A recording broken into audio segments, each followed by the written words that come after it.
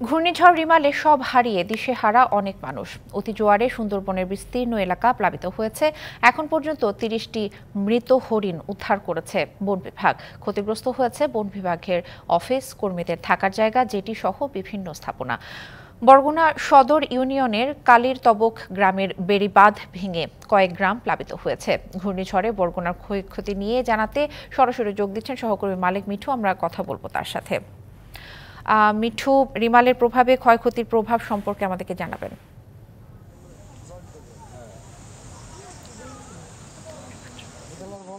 দিশা, আপনাকে ধন্যবাদ। ঘূর্ণিঝড় রিমালের ফলে আসলে যে বরগুনা যে তাণ্ডব চালিয়েছে, প্রায় 24 ঘন্টা ব্যাপী যে তাণ্ডবে বেশ কিছু বেড়িবাঁধ এবং প্রায় 4000-এর মতো আসলে একদম ঘরবাড়ি বিধ্বস্ত হয়েছে এবং যেটা আংশিক যে ক্ষতিগ্রস্ত হয়েছে, জেলা প্রশাসন যে তথ্য দিয়েছে তাতে প্রায় 14,000-এর মতো আসলে আংশিক ঘরও আসলে বিধ্বস্ত হয়েছে এবং 12 কিলোমিটার বেড়িবাঁধ আসলে এই ঘূর্ণিঝড় রিমালে আসলে ক্ষতিগ্রস্ত হয়েছে। আমি আসলে এই মুহূর্তে রয়েছি বরগুনা সদর ইউনিয়নের যে কালীর তবক বাঁশবুনিয়া কয়েকটি জায়গায় আসলে যে বেড়িবাঁধ এবং রাস্তা ছুটে আসলে এই প্রায় কয়েকটি গ্রাম প্লাবিত হয়েছে। এই এলাকার আসলে ম্যাক্সিমাম যে পুকুর এবং ঘের রয়েছে, সেই ঘেরের মাছ কিন্তু ভেসে যাওয়ার খবরাখবর রয়েছে এবং প্রচুর গাছপালা পড়ে কিন্তু এক প্রকার এই রাস্তাটিও আসলে যোগাযোগ বিচ্ছিন্ন ছিল। আসলে আমরা আসলে দিনভর কাজ করেছি পানি উন্নয়ন বোর্ড, এরই মধ্যে কিন্তু যে ভাঙা বেড়িবাঁধগুলো যে রয়েছে, সেই বেড়িবাঁধ আসলে যে রক্ষা বা ঠিক করার কাজে আসলে কাজও শুরু করে দিয়েছে। কি পরিমাণ তারা গতকালকেই আসলে তারা কি পরিমাণ বেড়িবাঁধ ক্ষয়ক্ষতি হয়েছে সেটা নিরূপণ করতে সক্ষম হয়েছে এবং বেশ কিছু জায়গা আসলে তারা ইতিমধ্যেই কাজ শুরু করে দিয়েছে। আমরা ওয়ালটন ফ্রিজ কিনে অনেকের মতো আপনিও হয়ে যেতে পারেন মিলেনিয়াল। সেরা পণ্যের সেরা অফার।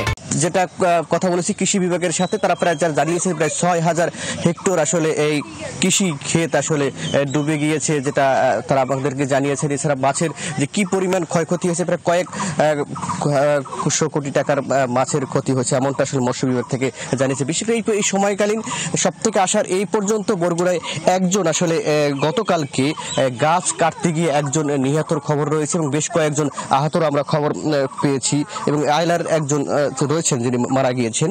এছাড়া যে ঘূর্ণিঝড়ের যে প্রভাব আসলে যে পরিমাণ এখন পর্যন্ত পল্লী বিদ্যুতের গত 3 দিন যাবত আসলে বিদ্যুৎ বিহীন অবস্থায় রয়েছে। আসলে এখানকার মানুষ এক প্রকার যে আতঙ্ক যে বিরাজ করছে এবং যে অভাব, যেটা প্রশাসন থেকে জানিয়েছে প্রায় 5 লক্ষ মানুষ আসলে কোনো না কোনোভাবে এই ঘূর্ণিঝড় রিমালের তাণ্ডবে ক্ষতিগ্রস্ত হয়েছে।